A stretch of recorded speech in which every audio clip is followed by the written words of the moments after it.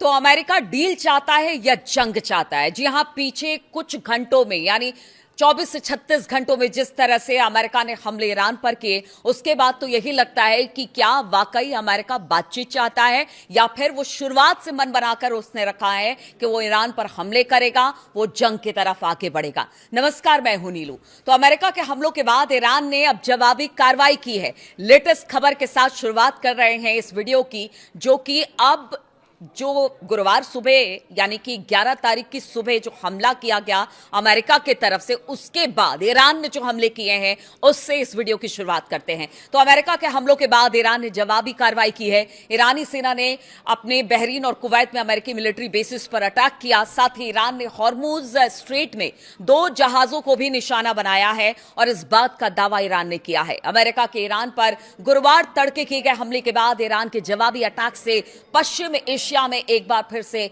तनाव बढ़ता दिखाई दे रहा है। इसमें एक बार फिर पुरुष क्षेत्र में युद्ध के लौटने का अंदेशा अब पैदा हो गया है और लोग इस आशंका में हैं कि इसके बाद होगा क्या ये युद्ध और ज्यादा बड़े पैमाने पर आगे बढ़ेगा। इस्लामिक रिवोल्यूशनरी गार्ड कॉर्प्स यानी IRGC की ओर से कहा गया कि उसने गुरुवार तड़के बहरीन के शेख ईसा एयरबेस और कुवैत के अली अल सलेम और अहमद अल जावेर एयरबेस पर ड्रोन से हमले किए।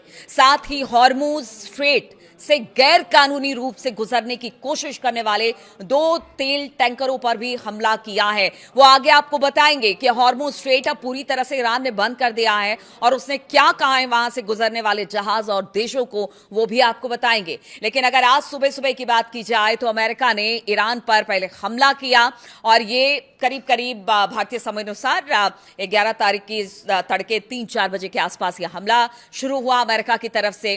बताया जा रहा है कि एक द्वीप, अमेरिकी सेंट्रल कमांड ने कहा कि ईरान के कई ठिकानों पर हमले किए जा रहे हैं। इस बात को बिल्कुल एकदम खुले तौर से उसने कहा है और कमांड ने कहा कि ये हमले ईरान की बिना वजह और लगातार आक्रामकता का जवाब देना, मतलब सेंट्रल जो कमांड फोर्स है उसने बताया है। अमेरिकी सेना ने हमले का नया दौर डोनाल्ड ट्रंप की उस चेतावनी के बाद शुरू किया जिसमें उन्होंने कहा था कि रुकी हुई बातचीत के लिए तेहरान को कीमत चुकानी पड़ेगी। यानी पहले डोनाल्ड ट्रंप ने कहा था कि देखिए, बातचीत को लंबा खींचा जा रहा है ईरान की तरफ से। अगर ये बातचीत इसी तरह से लंबी खींची जाती है और ईरान किसी मुद्दे पर नहीं पहुंचता है तो फिर इसका खामियाजा ईरान को उठाना पड़ेगा। और डोनाल्ड ट्रंप की इसी धमकी के बाद जबरदस्त तरीके से अमेरिका की तरफ से ईरान पर हमले किए गए। दोनों ओर से बढ़ते हमलों से युद्ध खत्म होने की कोशिशों के पटरी से उतरने का खतरा पैदा हो गया है और पूरे मिडिल ईस्ट में इस वक्त तनाव की स्थिति है। अलग अलग देशों में जहां पर अमेरिकी बेसिस है वहां पर अब देखा जा रहा है कि किस तरह से हमले ईरान कर रहा है।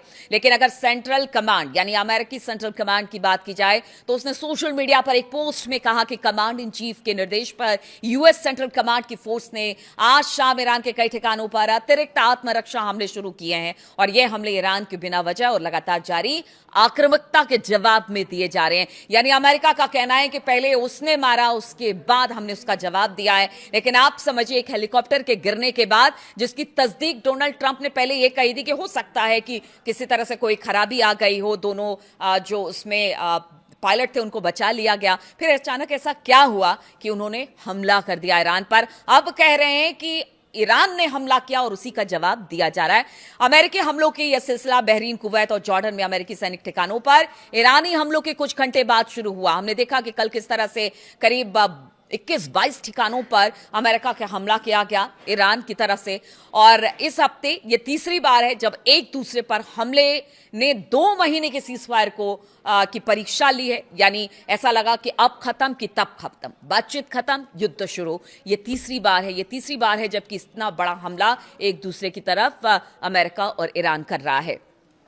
अगर हॉर्मुज स्ट्रेट की बात की जाए तो उसके पास अमेरिकी सेना के एक हेलीकॉप्टर गिरने के बाद ये सब कुछ शुरू हुआ। जैसा मैं आपको बता रही थी कि ईरान ने जो बताया गया कि अमेरिका की तरफ से कि उनका एक शाही ड्रोन आया और हमारे अपाचे हेलीकॉप्टर को वो गिराकर चला गया, जिसका जवाब अब दिया जा रहा है। और इसी से ये कहते हैं ना कि चिंगारी का काम इस हेलीकॉप्टर ने किया और उसके बाद हालात अब हाथ से निकलते दिखाई दे रहे हैं।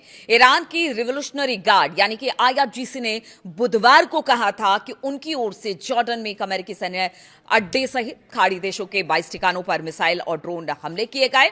जिस तरह का दावा था वो तस्वीरें भी आई। ईरान ने इन हमलों को हॉर्मुज स्ट्रेट के आसपास अमेरिकी सैन्य हमलों के जवाब में कार्रवाई बताया। मतलब आप सोचिए कि अब अगर इस पूरे मामले को देखा जाए, जब तीसरी बार है कि सीजफायर बिल्कुल खतरे में आ गया है, तो एक अपाचे गिरता है अमेरिका का, अमेरिका ईरान पर हमले करता है, फिर उसके जवाब में ईरान अमेरिका के 22 ठिकानों पर हमला करता है। आज सुबह फिर बताया जाता है कि अमेरिका ने ईरान के कई शहरों पर हमला किया और उसके बाद कुछ देर के बाद ही ईरान ने भी बताया कि हमने भी कुछ कार्रवाई की है, हमने भी हमले किए हैं ईरानी एयरबेसेस पर और कुछ जो हॉर्मुज से गुजरने वाले जहाज थे उनको भी टारगेट किया। यानी पिछले 36 घंटे में ये 3-4 इंसिडेंट एक के बाद एक आया है, जिसके बाद स्थिति बहुत बदतर हो गई है। ईरान के खाड़ी देशों में अगर बात की जाए तो अमेरिकी हितों पर हमलों के बाद डोनाल्ड ट्रंप ने कड़ा रुख अपनाने का संकेत देते हुए तेहरान को धमकी दी थी, लेकिन कहां ईरान इस धमकी को मानने वाला है। उन्होंने अमेरिकी मीडिया से बात करते हुए कहा कि अगर तेहरान जल्द किसी समझौते पर नहीं पहुंचता है तो अमेरिका उसके महत्वपूर्ण बुनियादी ढांचों को निशाना बना सकता है। अब देखिए कि पहले भी ये बात कह चुके थे कि उनके बिजली प्लांट को निशाना बनाया जाएगा, उनके गैस सप्लाई पाइपलाइन को निशाना बनाया जाएगा, बहुत सारी बातें थी और एक बार फिर से उस बात को दोहराया कल ट्रंप ने। डोनाल्ड ट्रंप ने कहा कि ईरान ने समझौते के लिए बातचीत में बहुत अधिक समय गंवा दिया है, अब उसे इसकी कीमत चुकानी होगी। तो ये ट्रंप की 37वीं 38वीं पता नहीं कितनी धमकी है जो ईरान को मिल चुकी है, लेकिन ईरान है कि अपने हितों को लेकर, और उसका कहना है कि जिसमें ईरान का हित है उसको लेकर किसी तरह की कोई कॉम्प्रोमाइज नहीं की जाएगी और इस वजह से ट्रंप बार बार इस तरह की धमकी दे रहे हैं।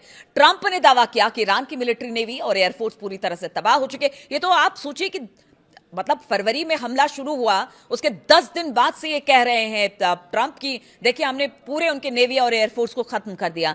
फिर आखिर कहां से इतनी ताकत ईरान जुटा रहा है कि आपके एयरबेसेस को निशाना बना रहा है? इस बात का भी जवाब ट्रंप को देना होगा कि आखिर क्या वजह है कि इस तरह से पूरी दुनिया को आपने युद्ध में झोंक रखा है और समय समय पर जब भी इस तरह से युद्ध की स्थिति बनती है तो उसके बाद पूरी दुनिया हिल जाती है। ईरान को ट्रंप की धमकी के कुछ घंटे बाद ही अमेरिकी सेना ने हवाई हमले शुरू कर दिए। दूसरी ओर अगर ईरान की बात की जाए तो ईरान लगातार कहता रहा है कि वो अमेरिका के हमलों और धमकियों से नहीं झुकेगा। ईरान ने अमेरिका की किसी भी सैन्य कार्रवाई का जवाब देने की बात कही है और वो अब भी दे रहा है। अभी तक उसने ऐसा करके दिखाया है, उसने हर हमले का जवाब हमले से दिया है। ऐसे में दोनों देशों के बीच बातचीत के जरिए समाधान की उम्मीद अब फीकी पड़ती दिखाई दे रही है। ईरान के राष्ट्रपति मसूद पेजेश्कियान की बात करें तो उन्होंने एक्स पर एक पोस्ट किया। उन्होंने लिखा कि जरूरी इंफ्रास्ट्रक्चर लोगों के जीवन रेखा होती है। ट्रांसपोर्ट नेटवर्क से लेकर बिजली और पानी इंडस्ट्री तक लोगों को निशाना बनाने की धमकी ताकत का प्रदर्शन नहीं बल्कि किसी देश के संकल्प के सामने हताशा की निशानी है। यानी वो अमेरिका को हताश बता रहे, ट्रंप को हताशा में उठाया हुआ कदम बता रहे हैं जो अमेरिकी हमला कर रहा है ईरान पर, या फिर उनके बेसिक इंफ्रास्ट्रक्चर को निशाना बनाने की ट्रंप बात कर रहे हैं, उसको पेजेश्कियान ने हताशा बताया है अमेरिका के। तो इधर अमेरिका की धमकी का जवाब दिया जा रहा है और अब खबर मिल रही है कि ईरान ने हॉर्मुज स्ट्रेट को पूरी तरह से बंद कर दिया है। ईरान के शीर्ष संयुक्त सैन्य कमान ने गुरुवार को इसका ऐलान कर दिया। ईरानी सेना ने कहा कि किसी भी तेल टैंकर या फिर कमर्शियल जहाज को इस समुद्री गलियारे से जाने की अब बिल्कुल इजाजत नहीं दी जाएगी। तो देखिए लग रहा था कि यहां से हालात बेहतर होंगे, दुनिया भर में जो गैस और तेल की किल्लत है वो खत्म होगी, धीरे धीरे कर एक कॉरिडोर बनाकर जहाजों को जाने का रास्ता दिया जा रहा था। लेकिन ट्रंप और अमेरिका के हमले के बाद अब पूरी तरह से आईआरजीसी ने कह दिया कि ये जो हॉर्मुज स्ट्रेट है ना, जहां से आप अपने तेल और गैस के जहाज लेकर जाते हैं, वो बिल्कुल बंद कर दिया जाएगा। अब वो किसी के लिए नहीं खुलेगा।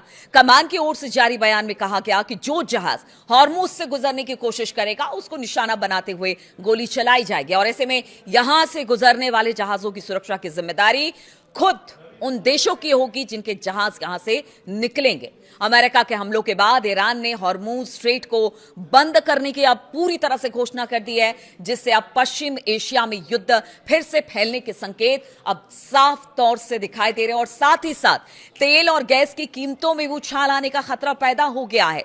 हॉर्मुज बंद होने से दुनिया के बड़े हिस्से में खाड़ी देशों से तेल और गैस की आपूर्ति जो होती है वो पूरी तरह से रुक जाएगी। भारत भी इसमें सीधे तौर पर प्रभावित होता दिखाई देगा। ऐसे में भारत में तेल गैस संकट अब आने वाले दिनों में हो सकता है कि अगर यहां से स्थिति नहीं सुधरी तो फिर और बढ़ सकता है। अमेरिकी सेना ने बुधवार रात को ईरान के खिलाफ नए सिरे से हमले शुरू किए।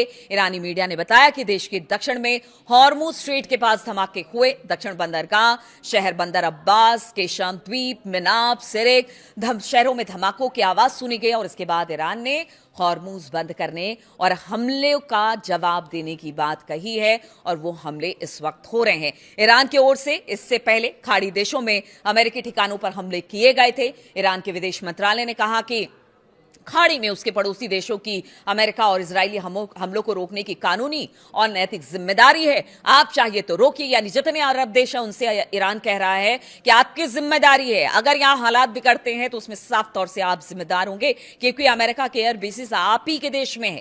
खाड़ी देशों को अपनी जमीन या सुविधाओं का इस्तेमाल ईरान के खिलाफ होने से रोकना होगा, तभी जाकर कुछ फैसला हो सकता है इस युद्ध का। ईरान ने हॉर्मुज बंद करने का ऐलान अब कर दिया है। वहीं दूसरी ओर अमेरिकी सेना का कहना है कि कमर्शियल जहाज हॉर्मुज स्ट्रेट से गुजरना जारी रखे हुए हैं। अमेरिकी सेना ने एक्स पर कहा कि हॉर्मुज से जहाजों का आना जाना जारी है, लेकिन ईरान ने जो कहा है उसके बाद क्या। और कल जिस तरह से कुछ जहाजों को टारगेट, यानी आज तड़के जिस तरह से अमेरिका का हमला हुआ उसके बाद हॉर्मुज को बंद करने की ईरान ने बात कही और साथ ही साथ कुछ जहाजों को टारगेट करने की बात भी कही है। तो ऐसे में क्या अमेरिका इन जहाजों को सुरक्षित रख पाएगा?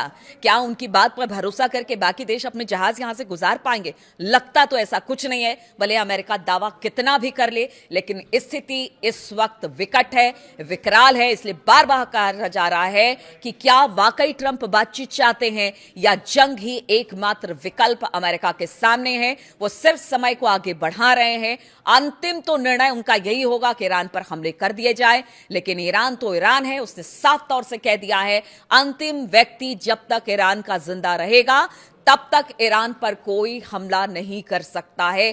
तब तक हम लड़ते रहेंगे। आप लड़िए हमसे, हम वो पूरी ताकत के साथ लड़ेंगे। हमारे साथ हमारी पूरी आवाम है, हमारे सारे लोग हैं। इसलिए अमेरिका को समझना होगा कि युद्ध रोकना है तो अपने तेवर को ढीले करे, बातचीत का रास्ता अख्तियार करे। ईरान लगातार कहता रहा है कि वो बातचीत के मंच पर बैठने को तैयार है, लेकिन बातचीत को बातचीत की तरह रखे। एक तरफ बातचीत और दूसरा तरफ हमला करके आप ईरान को खत्म नहीं कर सकते हैं। तो स्थिति इस वक्त पूरे मध्य पूर्व एशिया की बात की जाए, इन मिडिल ईस्ट की बात की जाए तो इस वक्त तनावपूर्ण बना हुआ है। अब देखना होगा कि हमले के जवाब में हमला शुरू हो चुका है तो क्या अब ये धीरे धीरे युद्ध जो है वो आगे बढ़ता हुआ दिखाई देगा, और यहां से स्थिति अगर बिगड़ती है तो पूरी दुनिया में इसका असर देखने को मिलेगा।